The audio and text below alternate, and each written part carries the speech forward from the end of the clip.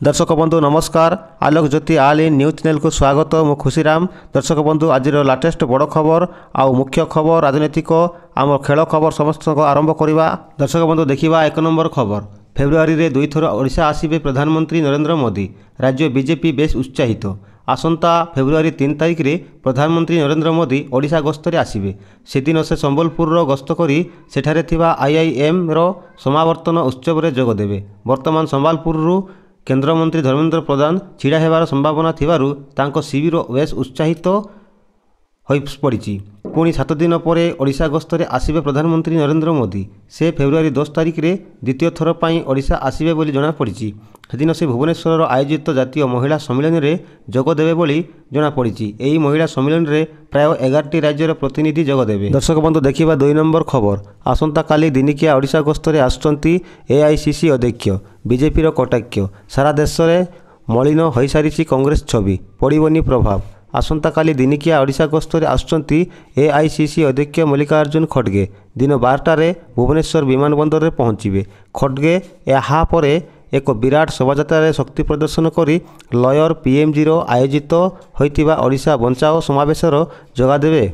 समावेश रे जिला सभापति, ब्लॉक सभापति, मंडल सभापति, पंचायत सभापति सह हजार हजार कांग्रेस नेता और कर्मी सामिल हेबे। दर्शक बंधु देखिबा परवर्ती खबर। कांग्रेस रो छवि संपूर्ण मलिन होई सारिछि। जेते न्याय यात्रा कले भी किछि प्रभाव पड़िबनी। कांग्रेस को टार्गेट कले सांसद अपराजिता षडंगी। एबे कांग्रेस रो आत्मसमीक्षा करिवार समय आसीछि। से माने जेते चलंतु अबा जेते न्याय यात्रा करंतु, जेते ओडिशा आसंतु यार कोनोसी प्रभाव पड़िबो नाही बोली कहिसंती भुवनेश्वर सांसद अपराजिता षडंगी। किबा परवर्ती खबर। निया लागिथिबा जहाज रो उद्धार हेले 22 भारतीय। समुद्र भितर ब्रिटिश तैल टैंकर को मिसाई माड़ करा जायतिला। यहाँ पर टैंकर रे निया लगी जाइछि, जेउथिरे 22 भारतीय और जड़े बांग्लादेशी क्रू मेंबर फसी जाइथिले। ऑयल टैंकर रे निया लागिवा हेतु एहाकु काबू करिबा जहाजर क्रू पाई असंभव होई पड़िथिला। यहाँ पर खबर पाई भारतीय नौसेना घटनास्थल रे पहुंची निया लिभाइबा पाई कार्य आरंभ कर दैथिले। आउ समस्त को सुरक्षित भाव उद्धार करथिले। दर्शक बंधु सेहीपरि आउ गोटे बड़ खबर। यूपी भीषण निया रे जळी पाउंस होई गले परिवार 5 सदस्य। कबाट रे पड़िथिला ताला। उत्तर प्रदेश बरेली जिलू आसीछि एक हृदय विदारक घटना। एठारे परिपद स्थित एक गाँव में निया लगी गोटे परिवार 5 सदस्य जीवंत दग्ध हो जाइछन्ति। मृतक मानक मध्य स्वामी, स्त्री एवं 3 संतान अछन्ति। घटना संपर्क में सूचना पाई एसपी समेत पुलिस अधिकारी माने घटनास्थल में पहुंची। अग्निकांड कारण स्पष्ट जना पड़ी नाही। पुलिस मृतदेह गुड़ी जबत कर व्यवच्छेद पठाई। स्थानीय लोकों कहवा है कोठरी बाहर ताला पड़ीथिला। तेणु अनुमान करा जाउछि जे पूरा परिवार को बाहर बंद करी केही एही कांड घटाई थाई पारे। किंतु पुलिस एपर्यंत कौन भी स्पष्ट उत्तर देना। मामला को नहीं पचराउचरा जारी रही। देखा परवर्ती खबर। वर्षर प्रथम मन की बात रे प्रभु राम को स्मरण कले पीएम मोदी। रविवार दिन प्रधानमंत्री नरेंद्र मोदी मन की बात रेडियो कार्यक्रम माध्यम देशवासी को संबोधित करिसेंती। से गणतंत्र दिवस ठारू आरंभ करी राम मंदिर प्राण प्रतिष्ठा पर्यंत सबकिछि विषय कहिसेंती। एही वर्ष आम संविधान किपरि 75 वर्ष पूर्ण कला ताहा प्रधानमंत्री कहिसेंती। दर्शक बंधु परवर्ती खबर देखिबा।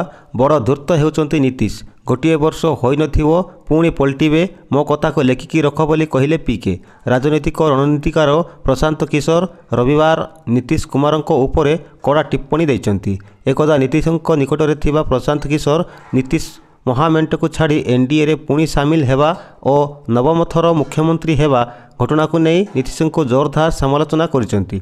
से कहिसेंती कि नीतीश बिहार लोकों को बोका बनाउछंती। दर्शक बंधु खबर गुड़ी को जदि भल लागु थाए ताले भल पाइबा स्वरूप गोटे गोटे लाइक करी चैनल रे नुआ थिले सब्सक्राइब करबा को भूलंतु नहीं। देखिबा 8 नंबर खबर। एनआईए लगाइला आतंकवादी पोस्टर। 5 लाख टंका पुरस्कार घोषणा। जयपुर विस्फोरण मास्टरमाइंड थिबा पलातक अभियुक्त पोस्टर रतलाम सहर रे लगा जाइछि। जातीय सुरक्षा एजेंसी एनआईए सहरर अनेक अंचल रे फेरार थिबा अभियुक्त फिरोज खान को पोस्टर लगाइछि। पलातक आतंकवादी फिरोजों लगी मध्य 5 लाख टंका पुरस्कार घोषणा करा जाइछि।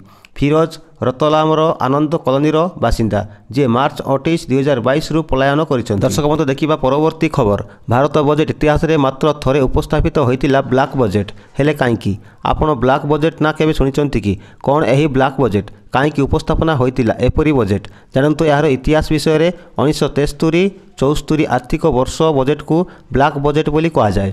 ଏହି ବଜେଟ୍ ଭାରତ ସରକାରଙ୍କ ଦ୍ୱାରା ଉପସ୍ଥାପନ କରାଯାଇଥିଲା। 1971 ମସିହାରେ ପାକିସ୍ତାନ ସହ ଯୁଦ୍ଧ ପରିସ୍ଥିତି, ଖରାପ ମୌସୁମୀ ଏବଂ ଆର୍ଥିକ ସଙ୍କଟ ଭଳି ଅନେକ ସମସ୍ୟା ଦେଇ ଭାରତ ଗତି କରୁଥିଲା।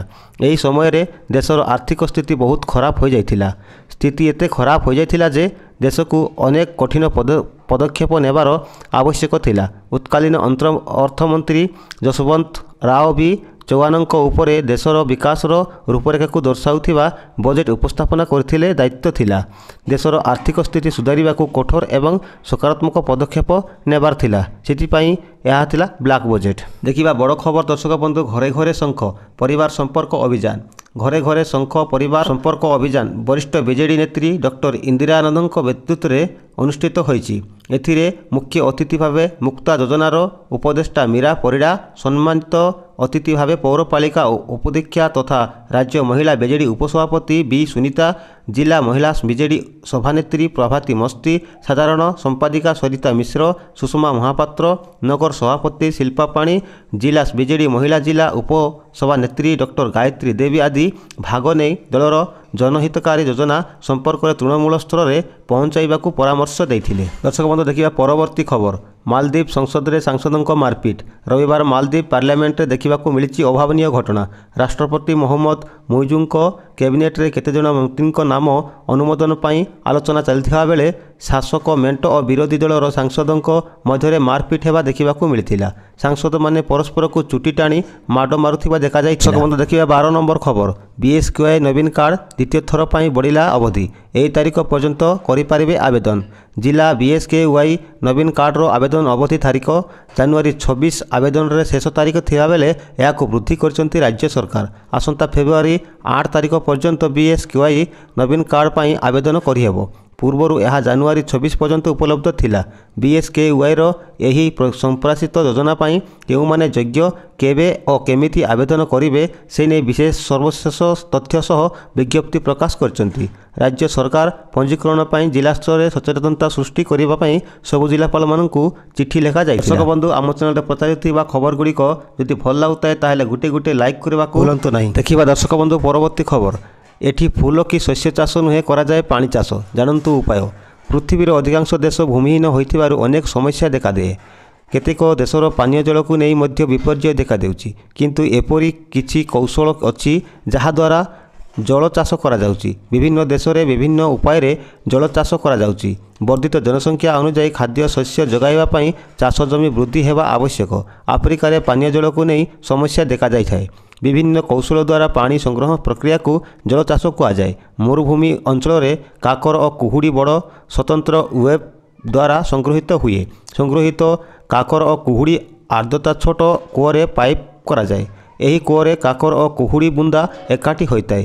ଏହା ଥଣ୍ଡା ହେବା ସହିତ ପାଣିରେ ପରିଣତ ହୁଏ, ଯାହା ଫିଲ୍ଟର ହୋଇ ବିଭିନ୍ନ ଉଦ୍ଦେଶ୍ୟରେ ବ୍ୟବହୃତ ହୁଏ। ଦର୍ଶକ ବନ୍ଧୁ ଦେଖିବା ପରବର୍ତ୍ତୀ ଖବର। ପୁଣି ଶୀତରେ ଥରିବ ଓଡ଼ିଶା। 31ରୁ ବଦଳିବ ପାଗ। ପୁଣି ବଢ଼ିବ ରାଜ୍ୟରେ ଶୀତ, ଭିଜିବ ଓଡ଼ିଶା। ଶୀତରେ ଥରିବ ପୁରା ଓଡ଼ିଶା। 31 ତାରିଖରୁ ରାଜ୍ୟରେ ବଦଳିବ ପାଗ। ପଶ୍ଚିମା ଝଡ଼ ପ୍ରଭାବରେ ରାଜ୍ୟରେ ପୁଣି ବର୍ଷା ହେବ ବୋଲି ପୂର୍ବାନୁମାନ କରିଛି ଆଞ୍ଚଳିକ ପାଣିପାଗ କେନ୍ଦ୍ର। ବିଶେଷ କରି ଉତ୍ତର ଆଭ୍ୟନ୍ତରୀଣ ଓଡ଼ିଶା ଅଧିକାଂଶ ଜିଲ୍ଲାରେ ହାଲୁକାରୁ ମଧ୍ୟମ ଧରଣର ବର୍ଷା ହେବାର ସମ୍ଭାବନା ରହିଛି। ଦର୍ଶକ ବନ୍ଧୁ ଦେଖିବା ଶେଷ ଖବର। ତଳକୁ ଖସୁଛି ଭାରତୀୟ କ୍ରିକେଟ।